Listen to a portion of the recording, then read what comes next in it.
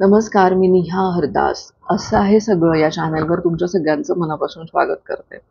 आज आहे अक्षय तृतीया म्हणजे 3.5 मुहूर्तांपैकी एक महत्त्वाचा मुहूर्त. या दिवसाच्या तुम्हाला सगळ्यांना भरपूर शुभेच्छा.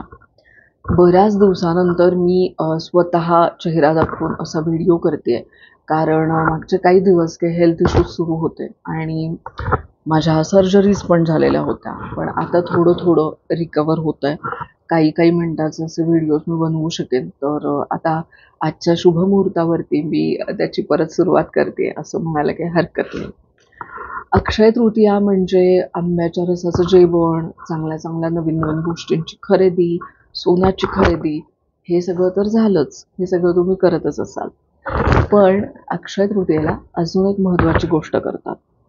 एक तर या दिवशी श्राद्ध म्हणजे ज्या लोकांचं वर्षभरामध्ये पितरांना कुठल्याही प्रकारे जेवण घालायचं जर राहिलेलं असेल किंवा पितरांसाठी जे नैवेद्य ठेवले जातात ते राहिले असतील, तर अक्षय तृतीयेच्या दिवशी तुम्हाला हे पण करता येतं. तर अजूनही ज्या कोणाचं राहिलं असेल तर तुम्ही तुमच्या पितरांसाठी म्हणून सुद्धा पानं तयार करू शकता. ह्या व्यतिरिक्त आजच्या दिवशी कलशाचं पूजन केलं जातं.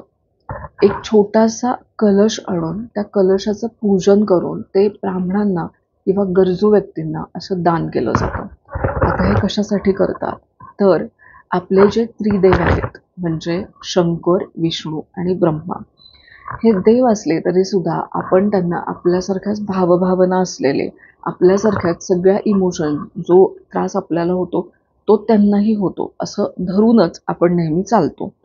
त्यामुळं ज्या दिवसांमध्ये आपल्याला उन्हाळ्याचा त्रास होतोय त्या दिवसांमध्ये देवांनाही हा त्रास होत असेल आणि त्यांच्या तृष्णा शमनासाठी म्हणून अशा पद्धतीने पाण्याने भरलेला कलश हा नेहमी दान केला जातो, जेणेकरून देवतांपर्यंत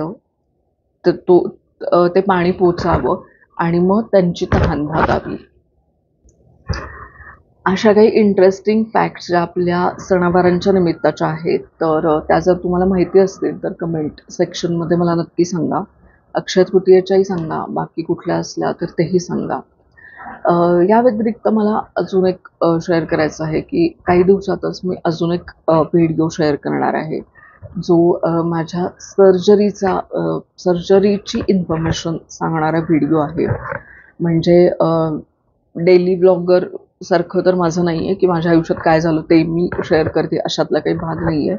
पण कदाचित ज्या पद्धतीची माझी सर्जरी झाली तसा त्रास जर तुम्हालाही होत असेल तर न घाबरता तुम्ही ती सर्जरी करून घेऊ शकता आणि चांगल्या पद्धतीने तुमचं आयुष्य तुम्ही जगू शकता. तर याचा जो व्हिडिओ आहे तो पण मी काही दिवसातच शेअर करेन. खूप बोलू शकत नाही आहे, एवढंसं बोलून सुद्धा दम लागलेला आहे. पण हा व्हिडिओ आवडला असेल तर नक्की लाईक करा, शेअर करा आणि हो सबस्क्राईब पण करा. काही दिवसातच मी सर्जरीचा दुसरा व्हिडिओसुद्धा शेअर करेन.